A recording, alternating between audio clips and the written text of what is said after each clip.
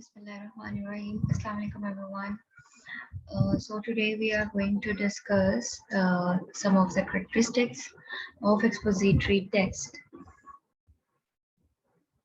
Expository text for reading actually. Okay, so first of all, the first characteristic is its main objective is to inform. Okay, that expository text is written for the sake of informing something is about anything.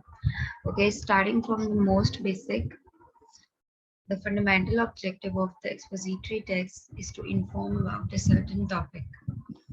Yes, I told you and I gave you the example in the previous class, like research articles. They are written to inform the readers or to inform the public, to make the public aware about certain agendas, hidden agendas, about certain things. What all expository texts have in common is that they are focused on reaching as many people as possible to disclose relevant and quality content. Okay, so its focus is actually make it possibility to disclose relevant and quality content. When they are specialized, they seek to provide a large amount of data based on verifiable information, facts, and historical events or scientific postulates. Already we have been discussed it that it is linked with it has verifiable information because it is written to disclose certain facts, certain truths. Okay, so its authenticity is very much important. In the case of informative expository text, they offer updated information based on investigations or expert judgments. ठीक है जी, तो expository text में वो information offer करते हैं, ठीक है जी, और अपडेट करते हैं इंफॉर्मेशन को जो कि बेस्ड होती है इन्वेस्टिगेशंस पे और एक्सपर्ट जजमेंट्स पे. ये again and again I am telling you, this is different, this is rather very much different from opinion readings and narrative texts. Okay, so then come the resort to formal language. Okay, so the next thing is that its language is formal. When you are reading an expository text, its vocabulary, its language is formal, not the informal one. Okay, so maybe reading any other type of text, you have noticed how the things they are written, um, you know what, without any extra consideration. But this is not the scene in expository text. Okay, मैंने आपको बताया कि expository text जो होता है वो होता ही formal है. एक्सपोजिटरी टेक्स्ट जो रीडिंग के लिए होता है उसके अंदर कोई फैक्ट होता है जो उन्होंने डिस्क्लोज करना होता है, उसके अंदर कोई भी अननेसेसरी डिटेल्स नहीं होती, टू द पॉइंट बात होती है, प्रिसाइज होता है, कंसाइज होता है, ठीक है. और for that, after carefully reviewing some paragraphs, you must return because you did not understand what you had read. So none of this occurred in the structure of the expository texts. Expository text में ऐसा कुछ भी नहीं होता कि informal language use हुई भी हो और आपको समझ ना आ रही हो. On the contrary, it is very seldom in ideas that do not have a direct relationship with the subject in question. So to avoid that the reader loses the idea of what is being developed. तो उसमें ऐसा नहीं होता कि writer को समझ नहीं आ रही आइडियाज की, क्यों? क्योंकि वो बहुत फॉर्मल लैंग्वेज में लिखा हुआ है, तो it is in a very clear manner, it is understandable. So expository text is written using a formal but simple vocabulary. Vocabulary की बहुत डिफिकल्ट नहीं होती कि उसको स्टाइल किया हुआ है, फ्लरिश लैंग्वेज नहीं होती बहुत ज़्यादा. vocabulary simple होती है और formal होती है, that manages to explain concepts of the subject treated to one or any type of opinions. Expository texts are written just like our textbooks. This is the material that is this is the expository text जो हम material read out कर रहे हैं, ठीक है? I'll recommend you that in the next class you are going to bring yourself out with reading any expository text or opinion text also. Now, in addition, the use of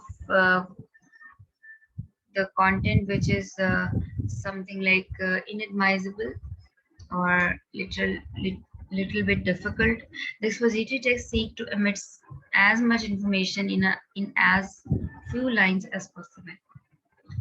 क्योंकि उसका main purpose ही information देना है, आगाह करना है, ठीक है?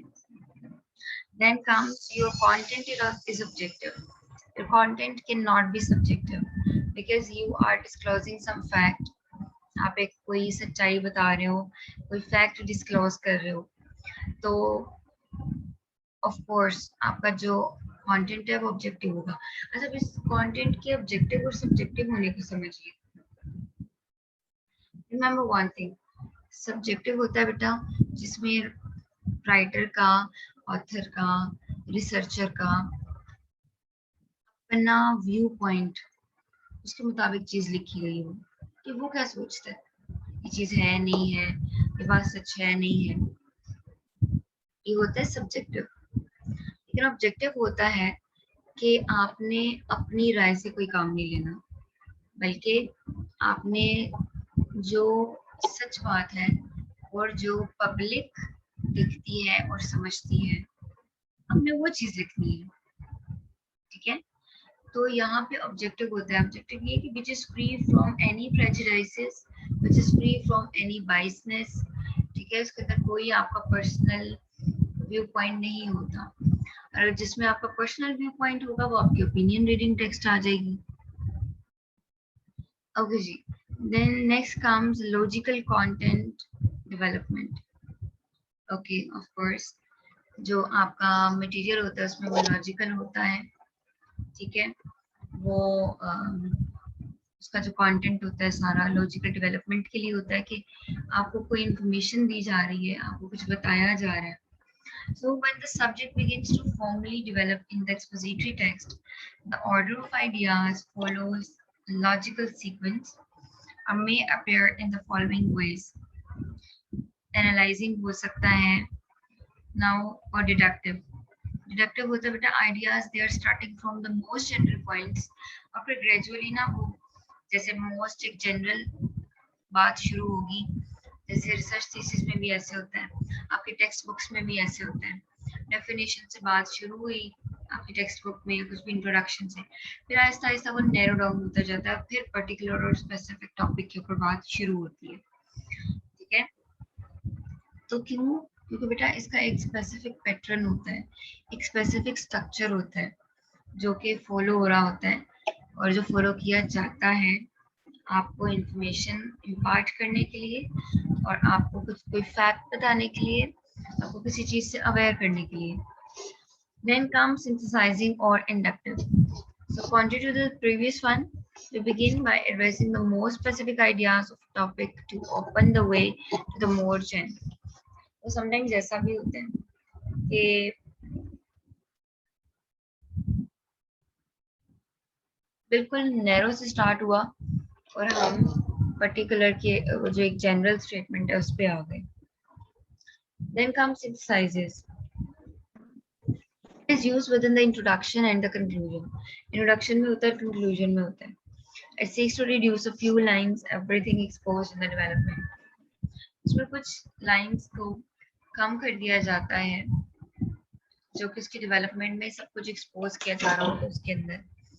यानी कि कंक्लूजन में वो आपको with in a few lines आपको सारी चीजों का निचोड़ दे देता है. बिल्कुल ऐसे ही रिसर्च थीसिस का कंक्लूजन भी होता है, एब्स्ट्रैक्ट भी होता है. Then comes parallel structure. उसका स्ट्रक्चर पैरेलल होता है जी. It seeks to develop two ideas at the same time. ठीक है? being both relevant to the subject and of equal importance. दोनों चीजें, relevant भी होगा सब्जेक्ट के और उसकी इम्पोर्टेंस भी इक्वल होगी, ठीक है। मटेरियल की बात कर रहे हैं हम। अच्छा जी, then comes usages denotative lexicon. Okay, so this means that the text expresses in a literal sense the ideas that the author wanted to express. ये जो टेक्स्ट है उसके अंदर लिटरल सेंस में वो आइडियाज एक्सप्रेस किए जाते हैं जो ऑथर एक्सप्रेस करना चाहता है. It does not present hidden messages or understandable references based on the era in which the text was written. No. Expository text का मकसद ये है, उसने टू द पॉइंट बात करनी है, लिटरल सेंस में जो बात राइटिंग से एक्सपोज हो रही है वही इसने बात वैसे ही लिखनी है. ये नहीं है कि इसके अंदर कोई हिडन मैसेज होगा, कोई हिडन चीज होगी, नहीं कि राइटर ने लिखा कुछ और है और उसके अंदर हिडन बात कुछ हो रहा है, जैसा कि कुछ टेक्स्ट में होता है, जैसा कि आपके उसमें होता है नैरेटिव टेक्स्ट में होता है कि कोई मोरल होता है, जैसा कि आपके ओपिनियन टेक्स्ट में हो सकता है, ओपिनियन बेस्ड जो टेक्स्ट होते हैं जो कि रिव्यूज वगैरह हो गई है इस तरह से. Then comes take advantage. Okay, so therefore you just do not need to use interpretation tools. Figurative language की जरूरत नहीं होती, ठीक है, कि आप कोई स्टाइल करो, मेटाफर यूज करो और कुछ जो एक्सेजरेशन है वो यूज करो, ठीक है, इस तरह की चीजें आपको जरूरत नहीं पड़ती. Extended metaphors, metaphysical techniques, no, ये चीजें आप नहीं करते क्योंकि पोइट्री में चीजें यूज होती हैं and the poets have the poetic licence. उसके अंदर कुछ हिडन चीजें और इस तरह की आ सकती हैं, but this is not the case in expository text. Then comes take advantage of various explanatory resources. Now there are some of the explanatory resources that are used while writing the expository text. जब आप उसको पढ़ रहे होते हैं expository text को, तो बेटा आपने जब पढ़ना है तो आपने उसके अंदर ये सारी चीजें नोट करनी है. और कोई छोटा सा टेक्स्ट ले लो एक्सपोजिटरी और उसके अंदर जहां आपको वो चीजें लगे आप उसको पिन पॉइंट करो कि ये चीज यहाँ पे आ रही है, कि फैक्ट बताया हुआ है, ये चीज फॉर्मल लैंग्वेज शो कर रही है, सब कुछ. Okay, so being informed of its main objective, it is natural to think that the author of the different expository text will use all the strategies they know to convey the message they are trying to convey. जो message उन्होंने convey करना है उसके लिए वो अपने यानी कि जो मेन ऑब्जेक्टिव होगा उसके साथ वो स्टिक रहेंगे, इधर उधर की बात नहीं करेंगे, एक्स्ट्रा डिटेल्स नहीं देंगे, सब्जेक्टिव नहीं होंगे, ठीक है. Okay, among the main strategies I can mention definitions होंगी, list of points होंगे, comparisons हो सकते हैं, similarities हो सकती हैं, contrast हो सकते हैं, examples होंगी, graphics support हो सकती है, ठीक है, pictures वगैरह, graphics वगैरह use हो सकते हैं. Then comes organize the content. Now the expository text arranges the information so that the visual impression that causes the amount of continuous text is less. Yes, उसमें कंटेंट जो होगा, जो material होगा वो बहुत ही ऑर्गेनाइज होगा, ठीक है. उसके अंदर ऐसा नहीं होगा कि अजीब सी डिटेल्स दी हुई हैं और टेक्स्ट जो है वो इररिलेवेंट लग रहा है या कुछ भी ऐसा. सो इसमें कौन से ऑर्गेनाइजेशनल टूल्स को यूज करेगा? कंटेंट टेबल्स हो सकते हैं, इंडेक्सेस यूज करेगा, ग्लोसरीज करेगा, अपेंडिक्सेस करेगा, ठीक है. ओके, सो ग्राफिक्स सपोर्ट भी लेगा वो, boards, diagrams, schedules, कुछ भी. Then comes predominant use of the timeless present of the indicative movement. तो उसके अंदर कुछ और भी चीजें वो यूज करना चाहे तो कर सकता है, जैसे it feeds, it does, gets ready, rains, sunrise, it is said that. इस तरह के verbs जो हैं वो यूज किए जा सकते हैं और होते भी हैं. Then comes content hierarchy. Hierarchy बेटा होती है रैंकिंग, के पहले एक चीज आए फिर उसके बाद दूसरा पॉइंट आए फिर तीसरा आए. तो कंटेंट की हायरार्की होती है, ऐसा नहीं होता कि आइडियाज को ऐसे बस फेंका हुआ है, सर कहीं और जा रहा है, पाँव कहीं और जा रहे हैं। नो, उसमें ये होता है कि आपकी एक स्पेसिफिक जो एक हायरार्की होती है, एक स्पेसिफिक जो एक तरीकाकार होता है, एक फॉर्मेट होता है, वो यूज होता है। ठीक है। 10th one is grants great importance to the use of connectors. Connectors इस्तेमाल होते हैं, जैसा कि that is to say, for example, unlike, thus, even though, finally, in view. तो ये भी इसके अंदर राइटिंग के अंदर यूज हुए भी होते हैं। तो आपने क्या करना है, कोई भी एक्सपोजिटरी टेक्स्ट पढ़कर आना है। अच्छा जी, these were the characteristics. Then let's come towards opinion writing की तरफ आते हैं जी। बेटा ओपिनियन पैराग्राफ्स होते हैं, ओपिनियन आपकी डिटेल में भी ज्यादातर तो पैराग्राफ्स होते हैं, लेकिन आपके टेक्स्ट भी हो सकते हैं। ठीक है। So an opinion paragraph or a short opinion essay is a type of short argumentative text. जैसा कि रिव्यूज मैंने आपको बताया था, कोई भी चीज़ आपने परचेज करनी होती है तो उससे पहले आप उसके रिव्यूज पढ़ लेते हैं, ताकि आपको आइडिया हो जाए कि इस चीज़ की वैलिडिटी है नहीं है, चीज़ सही है या नहीं है, whether we should purchase them or not. किसी टेक्स्ट के ऊपर भी ओपिनियन लिखी जा सकती है, जैसे बुक्स के ऊपर ओपिनियन लिखी जाती है। ठीक है। तो इस तरह की सारी चीजें लिखी जाती हैं, और हर एक का ओपिनियन दूसरे से वेरी करता है, और इस तरह के टेक्स्ट भी वेरी करते हैं, लेकिन उसके अंदर कोई आर्ग्यूमेंटेटिव, इसको एक टेक्स्ट होता है, कुछ आर्ग्यूमेंट होता है जो पेश किया जा रहा होता है कि ये मेरा ओपिनियन है। Okay, argumentative text that writers use to state their beliefs, what they believe. The best opinion paragraphs make the author's beliefs clear and back them up with solid reasoning. जैसे मैंने कोई चीज रिकमेंड की कि you should not purchase, और उसके बाद मैंने रीजन भी मेंशन कर दी कि भाई this was the solid reason कि when I purchase something from that particular site, तो ये चीज ऐसी आई थी मुझे। Okay, now because they are based on opinion and not on inarguable facts. Opinion है ना, वेरी करता है। जिस तरह आप लोगों ने वेबसाइट्स पे देखा होगा, कुछ लोगों ने ओपिनियन अच्छे दिए होते हैं एक ही चीज, उन्हीं के पेज के बारे में। किसी ने जो है वो बुरे ओपिनियंस दिए होते हैं। ठीक है। तो ये आपका आपका अपना व्यू पॉइंट है, आपका अपना ओपिनियन है। ओके, तो a good opinion paragraph can still leave room for differing points of view. To write an opinion paragraph, you will need to determine your subject first. कि आपका सब्जेक्ट क्या है, किसके बारे में आपको लिखना है, तो सबसे पहले आपको डिटरमाइन करना होता है। After that, plan out your reasoning using writing strategies. आप प्लान करते हैं अपनी रीजनिंग के, कुछ राइटिंग स्ट्रेटजीज होती हैं जो यूज की जाती हैं, और आप प्लान करते हो मैंने बात कैसे स्टार्ट करनी है, क्या क्या चीजें मैंने उसमें लिखनी है। ओके जी, then comes determine the subject of your opinion essay. Subject क्या होगा जी आपके ओपिनियन एसे का? In many instances when you are asked to write an opinion essay और paragraph, your teacher will give you a prompt. वो आपको एक prompt दे सकता है, बट वो एक्चुअली राइटिंग की डिटेल में चला जाता है, लेकिन हम तो रीडिंग के लिए बात कर रहे हैं ना।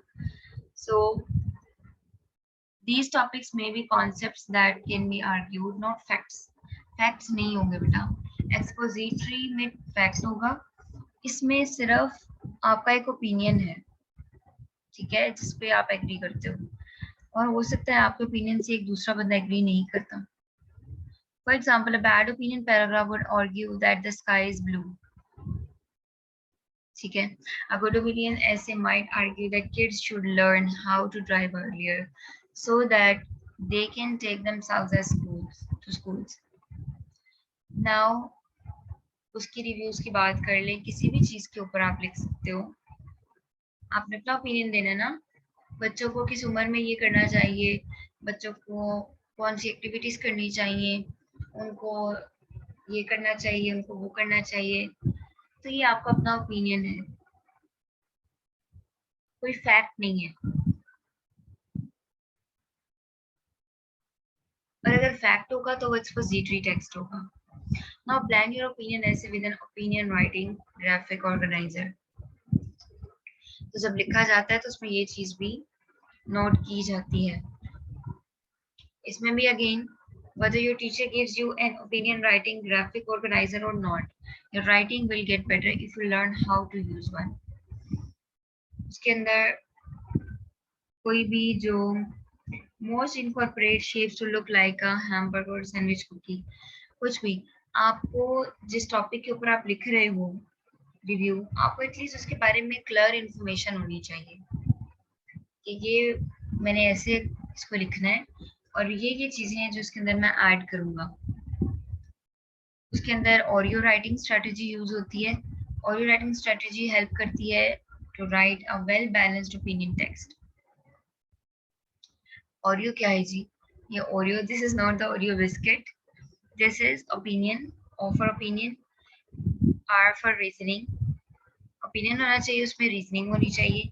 रीजनिंग बेटा होती है कि आपकी अकल, आपका logic. E for explanation. Explanation आपने उसमें दी हुई हो कि अगर मेरा ओपिनियन ये है तो उसकी क्या रीजन है, और आपका अगेन ओपिनियन. तो ये सारी चीजें लिखने के बाद आप फिर अपना ओपिनियन बताते हो कि दीज वर द थिंग्स जिन्होंने मेरा ओपिनियन ये बनाया कि ये चीज ऐसे है. ठीक है, okay. Now write these boxes in the these words in the boxes of your opinion writing graphic organizer or fill them up. ठीक है, तो ये सारी चीजें जब ओपिनियन जो पैराग्राफ्स हैं या ओपिनियन राइटिंग्स लिखी जाती हैं तो ये चीजें मद्देनजर रखी जा रही होती हैं. एक्सप्लेनेशंस को और आइडियाज को उन्होंने ऐसे एक्सप्लेन किया हुआ होता है जो कि anyone can understand. Flourish language नहीं होती. ठीक है, और आपका ओपिनियन गलत भी हो सकता है, आपका ओपिनियन सही भी हो सकता है, लेकिन आप रीजन देते हो उसमें कि मेरा ओपिनियन सही क्यों है. जैसे मैंने एक रिव्यू लिखा कि इस पेज से nobody should buy the products from this particular page or website because they are fraud. तो उसके बाद मैंने अपनी स्टोरी भी शेयर की हुई है. Because once I ordered some dress from that particular site and the things were like, मैंने कुछ परचेज किया था वो टूटा हुआ था एंड ऑल, जैसा ऑनलाइन शॉपिंग में अक्सर होता है. Okay, so finally complete your paragraph. It is done. Then after restating the opinion, then the thing that is done is revising the work. ठीक है, जो लिख रहा होता है फिर रिवाइज भी कर रहे होते हैं. इसको एक लास्ट जो है वो देने के लिए एक जो टच है. ठीक है जी. So this was basically the idea of opinion paragraph. अब हम बात कर लेते हैं जी कि ओपिनियन जो टेक्स्ट है, ओपिनियन बेस्ड टेक्स्ट, वो एक्सपोजिटरी टेक्स्ट से कैसे डिफरेंशिएट कर रहा है. आपको मैं एक टास्क दे रही हूँ that you are going to write some of the differences and some of the similarities also. बल्कि डिफरेंसेस ही लिख दें, that are pretty much enough. और आपने उसमें लिख कर लाना है कि ओपिनियन टेक्स्ट फॉर रीडिंग और एक्सपोजिटरी टेक्स्ट दोनों में क्या डिफरेंसेस हैं. तो मैं आपके साथ थोड़ा सा इसको शेयर कर लेती हूँ. एक्सपोजिटरी टेक्स्ट बेटा बेस्ड होता है ट्रुथ पे, फैक्ट पे. उसके अंदर आप अपनी ओपिनियन शेयर, आपकी ओपिनियन नहीं होती, राइटर की ओपिनियन नहीं होती. ठीक है, लैकिंग होती है ओपिनियन की. अच्छा, ओपिनियन में आपका अपना ओपिनियन होता है बट बेस्ड ऑन रीजनिंग होता है. ठीक है, ओके जी. उसके बाद जो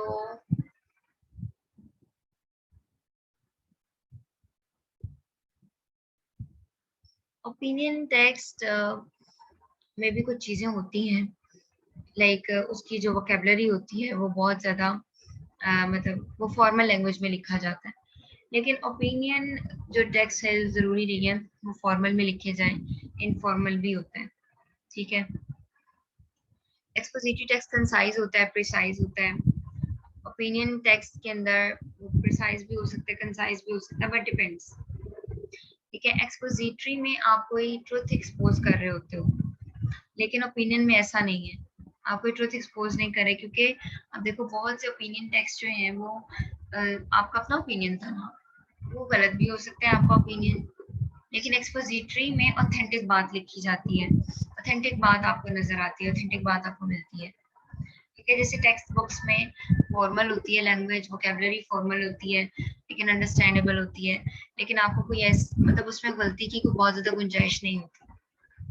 लेकिन ओपिनियन जो टेक्स्ट होते हैं, ओपिनियन बेस्ड जो टेक्स्ट होते हैं रीडिंग के लिए या आप रीड आउट करते हैं, तो उनमें ये चीजें आपको मिल सकती हैं, ठीक है।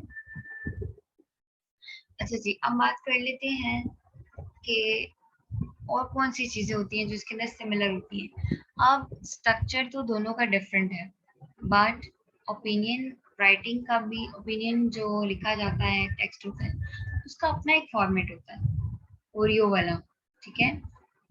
जैसे ओपिनियन पहले, फिर रीजनिंग, फिर एक्सप्लेनेशन और फिर अगेन योर ओपिनियन, ये सारी चीज़ों के बाद इन सब चीज़ों ने आपका ओपिनियन ये बनाया, ठीक है।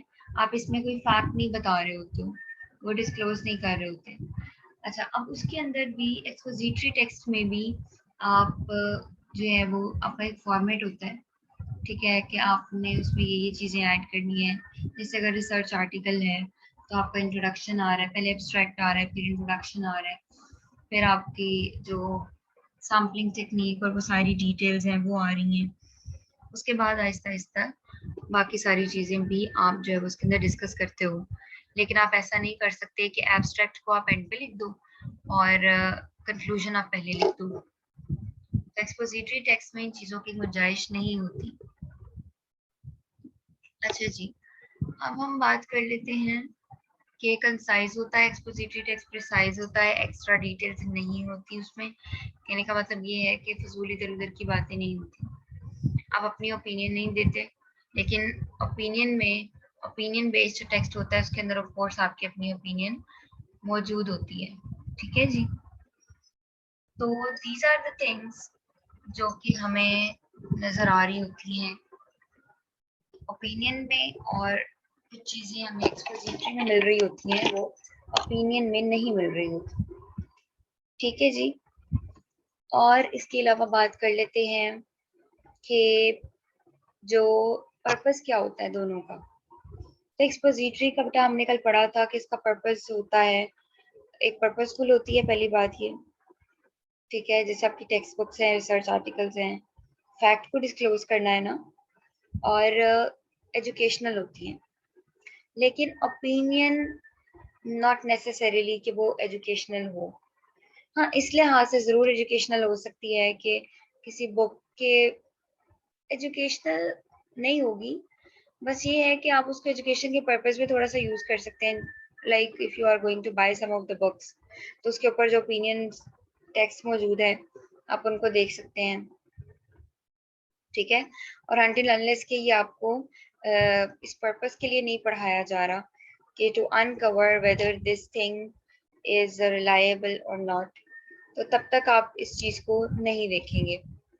तो एक्सपोजिटरी टेक्स्ट की में जो डिटेल्स होती हैं वो हमेशा फैक्ट्स के ऊपर बेस्ड करती हैं, ठीक है। आप अपनी मर्जी से अपना आर्ग्यूमेंट नहीं दे सकते, आप अपना ओपिनियन नहीं रख सकते, जबकि ओपिनियन बेस्ड टेक्स्ट में आपका अपना ओपिनियन होता है, आप आर्ग्यू कर सकते हैं बेस्ड ऑन योर रीजनिंग। लेकिन एक्सपोजिटरी में बेटा ये मैटर नहीं करता कि आप किस चीज़ को सच समझते हैं, आप किस चीज़ को ठीक समझते हैं, रादर उसमें मैटर ये करता है कि चीज़ है क्या, कौन सी सही है, कौन सी बात फैक्ट पे बेस्ड है, ठीक है। ये वाली बात अगर फैक्ट पे बेस्ड है तो, और ठीक है 100%, तो एक्सपोजिटरी टेक्स्ट होगा। अगर उसके अंदर है कि may be this is the case, तो नो, मे बी वाली बात उसके अंदर नहीं होगी। So this was basically the idea behind expository text and opinion text.